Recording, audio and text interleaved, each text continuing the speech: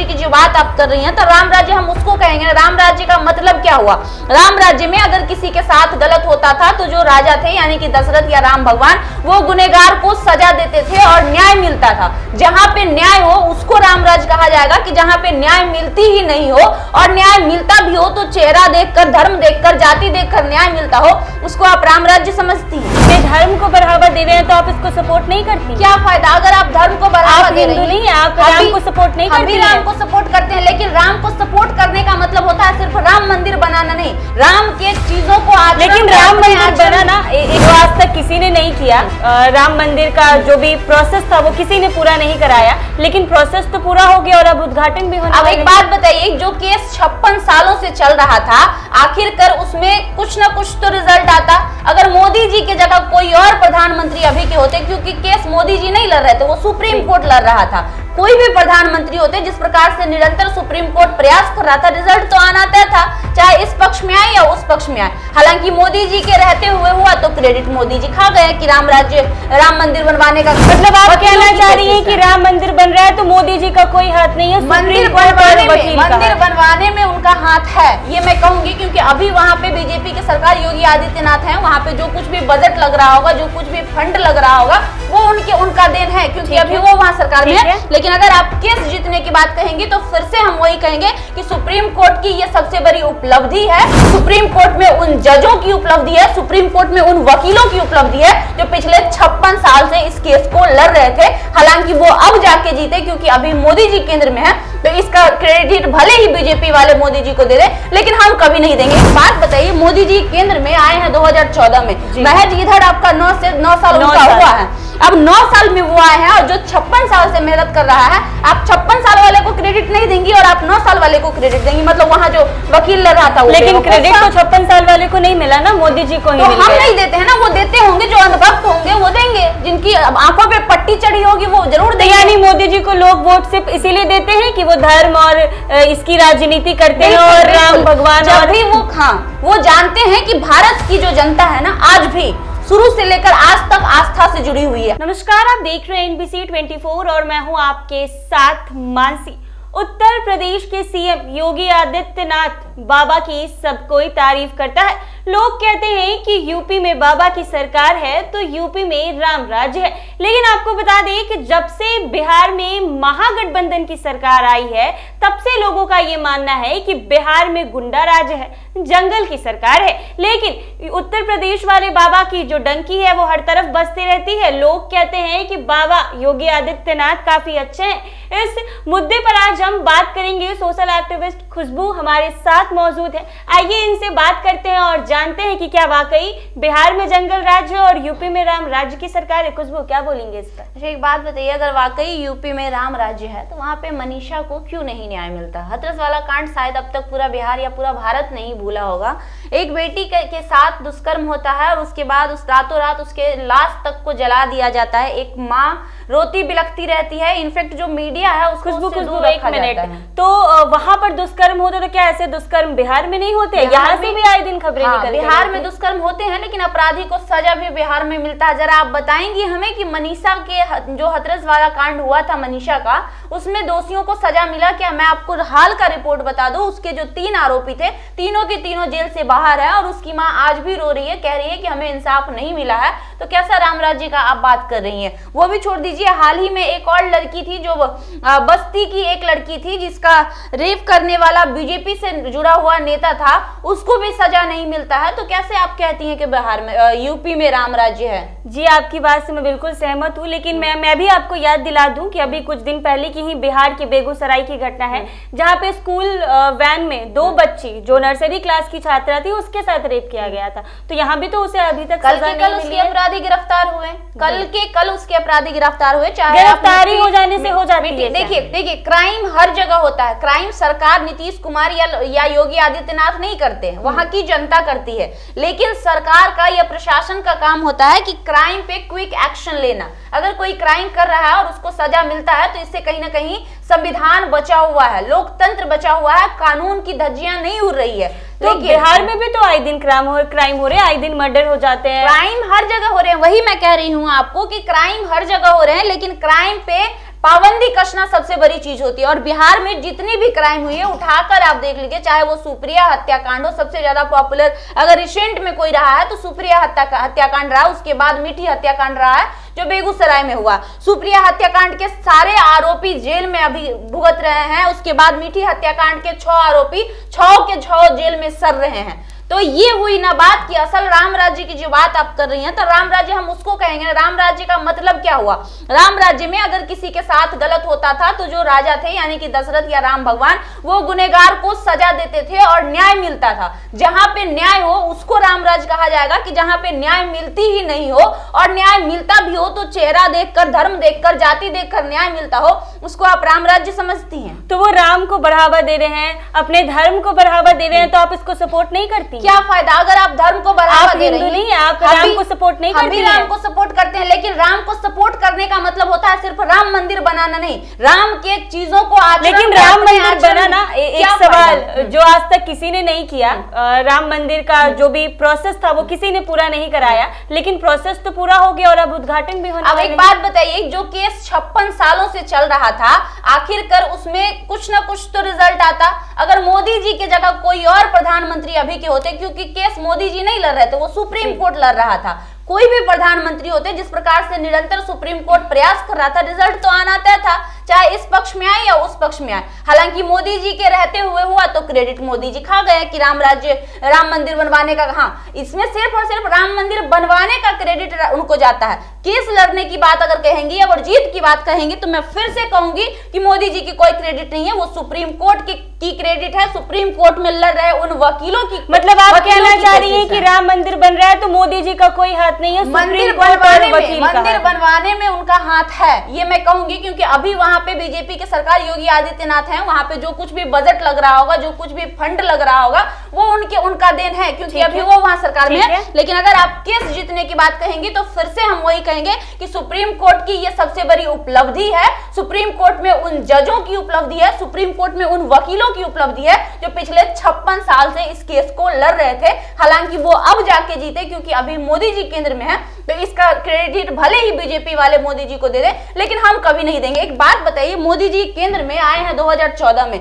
महज इधर आपका 9 साल उनका हुआ है, अब 9 साल में वो आए हैं, और जो 56 साल से मेहनत कर रहा है, आप 56 साल वाले को क्रेडिट नहीं देंगी और आप 9 साल वाले को क्रेडिट देंगी, मतलब वहां जो वकील लड़ रहा था वो, लेकिन क्रेडिट तो 56 साल वाले को नहीं मिला ना, मोदी जी को ही तो मिल हम गया। नहीं देते हैं ना, वो देते होंगे, जो अंधभक्त होंगे वो देंगे, जिनकी आंखों पे पट्टी चढ़ी होगी वो जरूर देंगे। यानी मोदी जी को लोग वोट सिर्फ इसीलिए देते हैं कि वो धर्म और इसकी राजनीति करते हैं, और राम भगवान जब भी वो जानते हैं कि भारत की जो जनता है ना, आज भी शुरू से लेकर आज तक आस्था से जुड़ी हुई है, आस्था से उनका जुड़ाव बहुत ज्यादा है। अगर इसीलिए उन्होंने आस्था को पकड़ लिया, इसलिए उन्होंने आस्था को पकड़ लिया कि अगर हम आस्था से जोड़ेंगे तो लोग आंख बंद करके, अभी भी बोलिएगा ना कि भगवान का मंदिर है, देखिएगा लाखों ऐसे लोग हैं जो आंख बंद करके जाते हैं, करोड़ों रुपया दान पेटी में डाल देते हैं, उनको आस्था है। हम उस आस्था का ये नहीं कर रहे हैं, चलो अच्छी बात है, उनकी आस्था वो डाले, वो करे, अच्छी बात है, लेकिन वो आंख बंद करके विश्वास करते हैं आस्था पे, भगवान पे, तो उसका सबसे बड़ा धंधा अगर कोई आज कर रहा है तो वो बीजेपी कर रहा है, जिस वजह से मुझे बीजेपी के इस नियम यानी धर्म की राजनीति कर रहा है, ये बोलना चाह रहा है। आप देख लीजिए ना, जब से बीजेपी, तो अपने धर्म को आगे बढ़ाना ठीक नहीं है? बिल्कुल ठीक है, इसमें हम ये नहीं कर रहे ठीक नहीं है, लेकिन धर्म के नाम पे लोगों को लड़ाया भी तो जा रहा है, हिंदू मुस्लिम के नाम पे लड़ाया। हमारा भारत लोकतंत्र है, धर्मनिरपेक्ष है, संविधान से चलता है, मोदी जी से तो नहीं चलता है, बीजेपी से नहीं चलता है, आरएसएस से नहीं चलता, हमारा देश संविधान से चलता है, तो उसको फॉलो करना भी हमारा कर्तव्य है। और संविधान में साफ शब्दों में लिखा हुआ है कि हमारा देश धर्मनिरपेक्ष देश है, हम लोग सभी धर्म के लोग एक साथ रह सकते हैं। जितना अधिकार मेरा है उतना अधिकार मुस्लिम भाइयों का, उतना अधिकार सिख भाइयों का है, उतना अधिकार बौद्ध भाइयों का, इनफैक्ट जितने भी धर्म अभी भारत में है सबका है, क्योंकि आजादी की लड़ाई में सबने बलिदान दिया। ये बात से मैं आपकी सहमत हूँ कि जिस देश में हर धर्म के लोग रहते हैं उसको कभी भी हिंदू राष्ट्र नहीं बनाया जा सकता, लेकिन अक्सर मांगे उठती है हिंदू राष्ट्र बनाने की, और उत्तर प्रदेश वाले बाबा जो योगी आदित्यनाथ है वो इसी की राजनीति कर आज सरकार में बने हुए हैं और हर तरफ हिंदू राष्ट्र बनाने की। अब आप एक बात ध्यान से सुनिएगा, हिंदू राष्ट्र की मांग करते हुए आपने अमित शाह के बेटा जो गृह मंत्री है जय शाह को कितनी बार देखा है? आपने देखा कि हमने नहीं देखा? हिंदू राष्ट्र में लोगों को सिर्फ भ्रमित किया जा रहा है। हम आपको बता दें, हिंदू संगठन के जो संरक्षक हैं चिन्मयानंद जी, उनके दामाद मुस्लिम हैं। अगर वो वाकई, ये सच्चाई है, आप कहेंगी तो मैं डाटा निकाल दूंगी, उनका जो बेटी का जो पति है वो मुस्लिम है, अगर वाकई वो हिंदू राष्ट्र बनाना चाहते हैं, वाकई वो का विरोध करते हैं तो एक दामाद को अपने घर में कैसे एक्सेप्ट किए हुए हैं? यानी वो बस लोगों को भ्रमित करते हैं, खुद के और एक सब नहीं मैनेज ऐसे करते हैं। लंबे लिस्ट है हमारे पास, अगर आप कहेंगे तो हम आपको वो लिस्ट दे देंगे, आप अपने चैनल के माध्यम से उसको दिखा दीजिएगा। बड़े बड़े जितने बीजेपी के नेता हैं उनके दामाद, उनके मतलब उनसे रिलेटेड लोग मुसलमान हैं। हाँ, मुस्लिम, यानी बस लोगों को भ्रमित करते हैं कि आप हिंदू को बढ़ावा दीजिए, और लेकिन खुद के घर में मुसलमानों को जगह दे रखते हैं राजनीति करने के लिए, सिर्फ राजनीति, सिर्फ धर्म के नाम पर राजनीति की जा रही है। और दूसरी बात, एक बात बताइए हमें कि अगर वो मांग कर रहे हैं हिंदू धर्म की, हिंदू राष्ट्र की, क्या हमारे और आपके कहने से भारत हिंदू राष्ट्र बन जाएगा? बना कौन सकता है? प्रधानमंत्री हिंदू, राष्ट्रपति हिंदू, गृह मंत्री अमित शाह हिंदू, जब सारे हिंदू बैठे हुए हैं, भाई तुम कल के कल कर दो ना हिंदू राष्ट्र घोषित। जनता हंस के माने या रो के माने, उनको तो मानना है। लेकिन असल में ये करना नहीं चाहते, ये धर्म के नाम पे राजनीति सिर्फ कर बस लोगों के साथ खेलते हैं, लोगों को भ्रमित करते हैं, आपस में लड़ाई। 12 बजे रात में आप बिल पास करते हैं, जब 12 बजे रात में आप किसान बिल पास कर सकते हैं, जब 12 बजे रात में आप 370 धारा हटा सकते हैं, तो क्या आप ये नोटबंदी कर सकते हैं? नोटबंदी कर सकते हैं, तो क्या आप हिंदू राष्ट्र घोषित नहीं कर सकते? आपके पास पावर है। इनफैक्ट पूरा भारत में अभी देख लीजिए, बीजेपी का बहुमत है, 300 प्लस उनके वो है, सांसद है पूरे इंडिया में। अभी तो और बढ़ गए हैं, अभी मतलब जिस हिसाब से चला वो बढ़ेगा ही आगे आने वाले समय में। तो अभी जब 300 प्लस आपके सांसद है, आप जो बिल चाहिएगा वो बिल पास करना आपकी चुटकी का खेल हो चुका है, तो आप कर दीजिए हिंदू राष्ट्र घोषित, और आपके जो लीडर है वो समर्थन करेंगे। लेकिन वो ऐसा कतई नहीं करेंगे, क्योंकि वो जानते हैं कि हमारे जो 300 प्लस सांसद जिसको हमने जोड़ के रखा है, जिस दिन हम हिंदू राष्ट्र करेंगे वो टूटना शुरू हो जाएंगे, क्योंकि उसमें मुस्लिम सांसद भी हैं, उसमें अन्य धर्म के सांसद भी हैं, और उसमें समाजवादी विचारधारा के भी सांसद हैं, जो तुरंत इस बात का विरोध करेंगे। और इस बात का डर है बीजेपी को, जिस वजह से वो हिंदू राष्ट्र घोषित नहीं कर रहा है, और सिर्फ जनता को गुमराह करने का काम कर रहा है। खुशबू, योगी आदित्यनाथ की सरकार, लोग कहीं ना कहीं हर तरफ, मैं भी यहाँ भी बिहार में भी बाहर जाती हूँ, तो लोग कहते हैं कि योगी बाबा जैसी सरकार बिहार में भी आनी चाहिए। अच्छा, योगी बाबा की सबसे बड़ी खासियत अगर हम आपसे पूछेंगे तो आप कहिएगा बुलडोजर। जी, बुलडोजर चलाते हैं। आप हमें बताइए, संविधान में बुलडोजर का नियम कहाँ लिखा है? कहीं लिखा है? नहीं, कहीं नहीं लिखा। ये योगी आदित्यनाथ जबरन बुलडोजर चलाने का नियम लाए हैं, जो संविधान का धड़ल्ले से हनन कर रहे हैं। और केंद्र में बैठी सरकार की बात अगर करूं तो उनको भी सरेआम सजा दिलवाया गया था, एनकाउंटर हो जाता है, वो भी सुरक्षा, पुलिस बल की सुरक्षा के सामने। समझिए, वो जो एक कैदी का, आप जानते हैं कि एक कैदी की सुरक्षा की जिम्मेवारी पुलिस प्रशासन की होती है, लेकिन उनकी मौजूदगी में एक कैदी की हत्या हो जाती है, और वहां पे मौजूद पुलिस पर एक गोली तक नहीं चलता है, वो बच के हट जाता है, उसका बचाव नहीं करता है। ये वहां पे सुरक्षा मुहैया करवाते हैं। और जब नियम नहीं है संविधान में बुलडोजर चलाने का, तो आप होते कौन है उस नियम को लाने वाले? और केंद्र सरकार वो मूक दर्शक बन के उस चीज को देख रही है और उसको सराह रही है, उसको सराह रही है। मतलब आप जितना दोषी यूपी सरकार है, उतना दोषी बीजेपी सरकार है वहां पे गुंडा राज स्थापित करने का। कहीं ना कहीं आप कहना चाह रही हैं कि ऑब्वियसली उत्तर प्रदेश में गुंडा राज है और बिहार से लाख दुगना अच्छा है। लाख गुना नहीं, करोड़ गुना। क्या आप पूरे शरीर पर गहना पहन के ऐसे बिहार में चल सकती हैं? अभी क्योंकि उत्तर प्रदेश में तो लोग,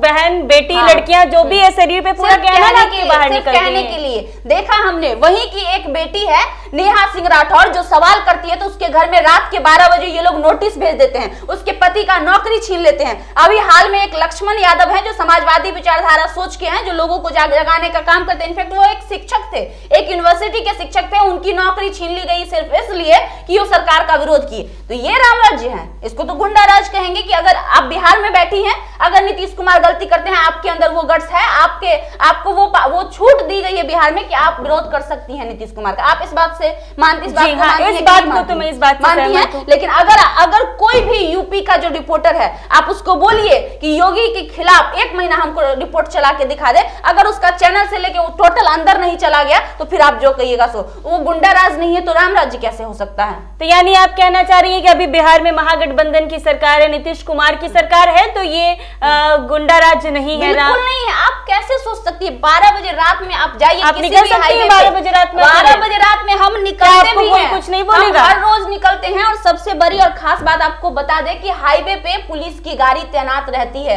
आप चले जाइए किसी भी हाईवे पे, हर हाईवे पे सुरक्षा के लिए पुलिस की गाड़ी आपको पेट्रोलिंग करते हुए मिल जाएगी। अगर पुलिस की गाड़ी पेट्रोलिंग करते मिल रही है तो सरेआम मर्डर कैसे हो जा रहे हैं? खुशबू, आए दिन खबरें आप देखती होंगी। मैं फिर से रिपीट करूंगी कि क्राइम हर जगह होते हैं, आतंकवादी क्रिमिनल्स जो होते हैं वो हर जगह होते हैं, वो बन सकते हैं, कभी भी बन सकते हैं। चाहे वो कुछ लोग मजबूरी में बनते हैं, कुछ शौक से बनते हैं, लेकिन प्रशासन और सरकार का एक ही उत्तरदायित्व होता है कि अगर कोई क्रिमिनल गलत काम कर रहा है, अगर कोई क्रिमिनल मर्डर कर रहा है तो उसको इंस्टेंट पकड़ के सजा देने वाला। ये नीतीश कुमार मर्डर नहीं ना कर रहे हैं, नीतीश कुमार खुद जाके मर्डर नहीं ना कर रहे हैं। सिंपल सी बात है, आम पब्लिक है, 10 तरह के लोग होंगे, वो हर जगह क्राइम हो रहा है। ऐसा नहीं है कि बिहार क्राइम मुक्त हो गया। आप बता दीजिए कहाँ क्राइम नहीं होता? दिल्ली में क्राइम नहीं होता है क्या? यूपी में क्राइम नहीं होता है क्या? झारखंड में क्राइम नहीं होता है क्या? बंगाल में क्राइम नहीं, कहाँ क्राइम नहीं होता? क्राइम हर जगह होता है, लेकिन क्राइम पे अगर पाबंदी लगाई जाए तो वो सरकार बेस्ट कहलाता है। जो क्राइम पे इंस्टेंट पाबंदी करे तो वो कहलाता है। और राजस्थान की अगर हम बात कर ले तो वहां बीजेपी का सरकार बनते ही क्या हुआ आप तो जानती ही हैं। करणी सेना के जो अध्यक्ष थे उनको सरेआम घर में घुस के गोली मार दी जाती है। तो क्राइम कहाँ नहीं हो रहा है? क्राइम हर जगह हो रहा है, लेकिन डिपेंड करता है कि सरकार उस पर कितना ज्यादा पाबंदी लगा रहा है और सरकार कितनी एक्टिव होके काम कर रहा है, वो सबसे बड़ी। यानी आप चाहती हैं कि केंद्र से बीजेपी की सरकार हट जाए? देखिए, जिस प्रकार से बीजेपी धर्म की राजनीति कर रहा है ना, वाकई आने वाले समय में ये दो गुटों में लोगों को फूट डालो और शासन करो की नीति अपनाने वाला काम कर रहा है। फूट डालो और शासन करो, जो अंग्रेज करके और छोड़ के चले गए वही बीजेपी अपना रही है। तो हमें बिल्कुल भी ऐसी सरकार नहीं चाहिए। बिहार के रिसेंट सरकार से खुश हैं आप, जो अभी रिसेंट की सरकार है? क्या चाहेंगी कि ये कंटिन्यू आगे रहे? बिल्कुल रहे, अच्छे काम कर रही है। आप देख लीजिए ना, नौकरी धड़ल्ले से बांट रही है जब से महागठबंधन की सरकार बिहार में आई है। आप बात कर रहे थे यूपी की, यूपी से लोग आके हमारे बिहार में नौकरी ले रहे हैं। हालांकि बिहार की एक सबसे बड़ी कमजोरी रही है कि यहाँ पे कोई फैक्ट्री और कोई कंपनी बड़ी सी नहीं है, जिस वजह से आज भी लोग पलायन कर रहे हैं। हाँ, इस बात से हम सहमति रखते हैं, लेकिन अगर आप नौकरी की बात करेंगे तो आज यूपी झारखंड सबको पीछे छोड़ चुका है। बिहार वहां के लोग आके आज हमारे बिहार में जॉब कर रहे हैं, वहां के सरकार में वहां के लोगों की जॉब छीनी जा रही है। तो Bihar is the best to UP, UP से बिहार बेस्ट है। यानी नीतीश कुमार को सपोर्ट करती हैं आप, चाहती हैं कि उनकी राजनीति ही बिहार में आगे बढ़े? नीतीश कुमार की अभी तक की जितनी राजनीति रही है पूरे 2005 से लेकर अगर हम 2023 तक की बात करें तो ओवरऑल देखिए, हर कोई 100% सही नहीं होता है। हम ये नहीं कह सकते, क्योंकि अगर इंसान 100% सही हो जाए तो वो भगवान बन जाएगा और इंसान से गलतियां होती है। लेकिन अगर हम ओवरऑल बात करें, मैक्सिमम बात करें, तो नीतीश कुमार अभी तक में सबसे अच्छे सीएम साबित होंगे बिहार के, जो लगातार बिहार की चीजों को अच्छी करने में लगे हुए हैं। चाहे वो बेटियों को आगे लाने में हो, चाहे वो महिलाओं को आगे लाने में हो, क्योंकि बिहार पहला राज्य है जहां पे 50% आरक्षण पंचायती राज में महिलाओं को सबसे पहले दिया गया था। बिहार वो राज्य है जो 33% आरक्षण की बात आज संसद में चल रही है, वो पहले दे के बैठ चुका है। बिहार वो राज्य है कि जाति जनगणना करवा के जिसकी जितनी हिस्सेदारी उसकी उतनी भागीदारी पे काम करने वाला राज्य पहला राज्य है। तो कई ऐसे बड़े बड़े योजनाएं हैं बिहार सरकार के द्वारा जो नीतीश कुमार के रहते हुए आया है।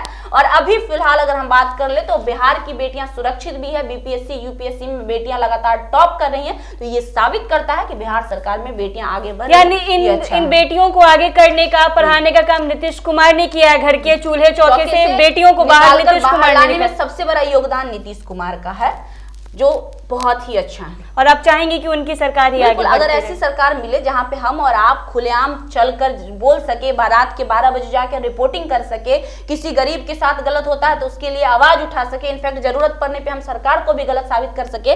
देखिए, एक बयान था जवाहरलाल नेहरू जी का कि जिस दिन मीडिया मेरी गुणगान करने लगे समझ जाना कि मीडिया बिक चुकी है। मीडिया बिक चुकी है। यानी आप कहना चाह रही हैं कि मीडिया बिक चुकी है? नहीं, उनका बयान था कि जिस दिन मीडिया हमारी गुणगान करने लगे समझ जाना मीडिया बिक चुकी है। लेकिन अभी भी बिहार की मीडिया थोड़ा सा भी गलती होता है तो नीतीश कुमार का गुणगान से ज्यादा उसका विरोध करती है और नेगेटिव दिखाती है। और दिखाने के बाद उसके साथ कुछ गलत नहीं होता है, उसको छूट दी गई है। तो हम इस बात को दावे के साथ कह सकते हैं कि यहाँ लोकतंत्र भी सही है, यहाँ कानून और संविधान भी सही है। हाँ, हालांकि कुछ छोटी मोटी गलतियां सबसे होती है, नीतीश कुमार भी एक इंसान है, हो सकता है कुछ त्रुटियां उनमें भी रही होगी, लेकिन ओवरऑल अगर हम बात करें तो Nitish Kumar is a best CM. 25 विधानसभा की बात पर अब हम आते हैं। क्या चाहेंगे कि कंटिन्यू रहे ये सरकार? कहाँ पे? बिहार में। बिल्कुल रहना चाहिए, बिल्कुल रहना चाहिए, कहीं से कोई दो राय नहीं है। महागठबंधन की सरकार रहनी चाहिए। और लगातार पिछले 1 साल में आप समझ रही हैं, जो पिछले 15 सालों में बीजेपी और जेडीयू नहीं कर पाई, वो पिछले 1 सालों में जेडीयू और आरजेडी ने मिलकर अगर कर दिया तो बिल्कुल रहना चाहिए। और ये चीज अगर कंटिन्यू होता तो आप समझ सकती हैं कि आने वाले समय में बिहार का कितना ज्यादा उत्थान होगा। तो कंटिन्यू रहना चाहिए, बिल्कुल रहना चाहिए। तो हमने आज बात की राम राज्य वर्सेस जंगल राज। जैसे कि बिहार में महागठबंधन की सरकार है तो लोग कहते फिरते हैं कि गुंडा राज्य है, जंगल राज्य है। और यूपी के जो बाबा हैं योगी आदित्यनाथ, लोग उनकी तारीफ करते नहीं फिरते हैं। तो उस टॉपिक पर आज हमने बातचीत की है। कैसा लगा वीडियो हमें कमेंट करके जरूर बताएं। ऐसे ही तमाम अपडेट्स के लिए बने रहे मेरे साथ NBC 24 पर।